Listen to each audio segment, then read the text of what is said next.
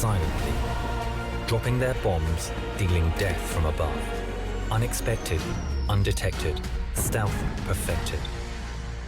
Hi, I'm Kylie, just another Army vet. Welcome to another reaction video. So because today is International Women's Day, I'm reacting to Sabaton's Night Witches animated story video. Now please bear with me because I am a little under the weather. Let's get to it. The Germans are resting behind the lines of the Eastern Front, their tents in neat rows. All is in order in the quiet and still of the night. It's cold, and the winter snow crunches under the jackboot of a guard. Looking up into the sky, the snow starts to drift down. It's peaceful here. Was that a noise from the sky? No, it's just the wind. Suddenly, piercing the still of the night, there's an otherworldly scream and a whoosh as a dark form speeds by. And was that a woman's laughter in the distance? There are no engine sounds, and the suddenly fearful German soldier loses his footing and whispers under his breath, "Die Nachthexen." The world is all at once a bloom of fire and ash, and two more dark forms pass without a sound. Hearing the whooping and celebration of these supernatural creatures, the guard shakes himself from his fear and calls out, "Die Nachthexen! Die Nachthexen! The Night Witches!" In the sky above, three planes of the soon-to-be famous 588th Night Bomber Regiment, their engines now running, turn east for home. Time to rearm and refuel for another mission. Coming into land, they're greeted by their Commissar, Yevdokia Rashkevich. The young girls that form the pilots and navigators are between the ages of 17 and 26. They are desperate to take the fight to the Germans and have traveled from all over Russia to join the all-women regiments. The 588th is where the least skilled of all the women are placed, but that didn't stop them from carving their name in history. In the early days, they were largely ridiculed by the Soviet men.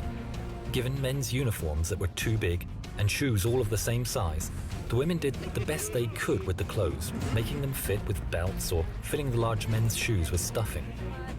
So not including the obvious choices such as secretaries or nurses, can anyone actually think of any other units that are made up of all females during World War II? The equipment they were given was woefully out of date. The Polikarpov PO2 was a two-man trainer, underpowered and made of cloth and wood. These old string bags were nicknamed crop dusters, or even worse, sewing machines due to the noise their tiny engines made. But the women of the 588 ignored the taunts, and despite the odds, turned the plane's shortcomings to their advantage. The planes at maximum speeds were far below the stall speeds of any of the German fighters, giving them a tight turning circle. They were almost impossible to hit. They were susceptible to small arms fire and anti-aircraft guns, so their strategy was to attack in threes, with a navigator in each plane. At her signal, the pilot would cut the engines and swoop in slowly, silently, dropping their bombs, dealing death from above. Unexpected, undetected, stealth perfected. If necessary, the other two would draw fire from the fighters or from the ground. They slept during the day and rose at dusk to take their vengeance on the invaders.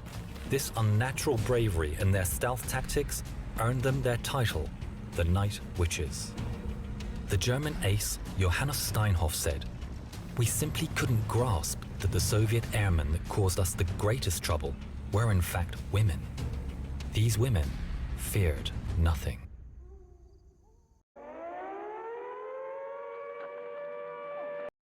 So it's another Yarn Hub collab. That is awesome.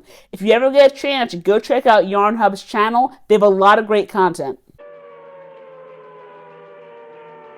So apparently, the Night Witches were so hard to shoot down that the pilots that actually did shoot them down actually were automatically awarded the Iron Cross, I think, which was the highest, or one of the highest air medals that a German pilot could actually receive.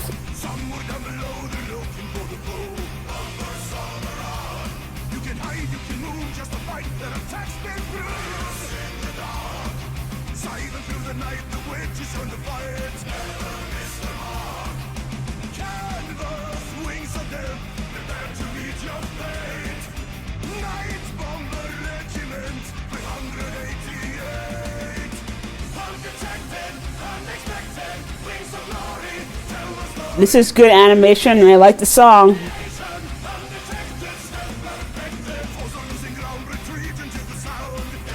Yeah, I like the lyrics.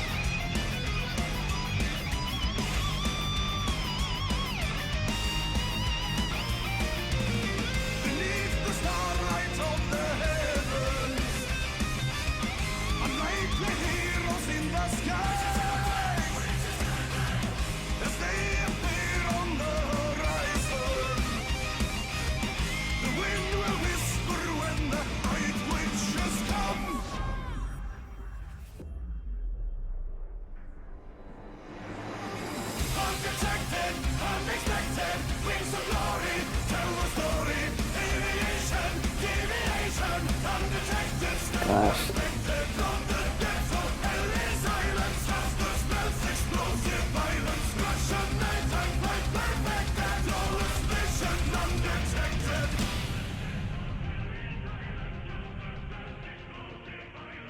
I love this animation. This is just brilliant. 32 women, both pilots and navigators, never came home.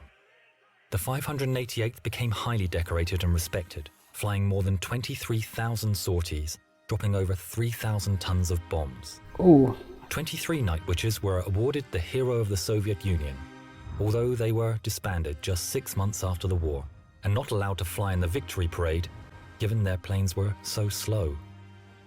From 1956, after she retired from active service, their commissar Yevdokia Rajkevich took it upon herself to find the site of every single one of her girls that was downed, to mark the place and to pay her respects to each one of the incredibly brave Night Witches.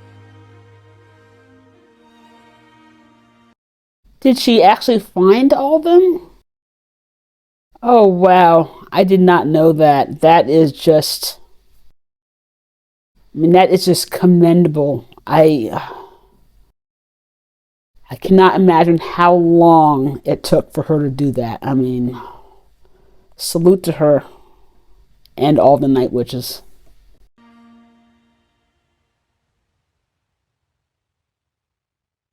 So again, salute to Sabaton for bringing these little-known stories to light. I thought this was great. Good job to Sabaton and the Yarn Hub. This story actually draws parallels with a Swedish diesel-electric submarine class called the Gotland, because the Gotland also runs virtually silent, just like the Night Witches, and their subs are not as technologically advanced as nuclear subs. However, technology does not always mean that you have an advantage. Because of the silent nature of the sub, they were able to actually sink the USS Ronald Reagan, which is an American supercarrier, and they did that on multiple occasions. Anyway, if you do want to learn more about that sub, I have a video right here, or you can watch some more Sabaton.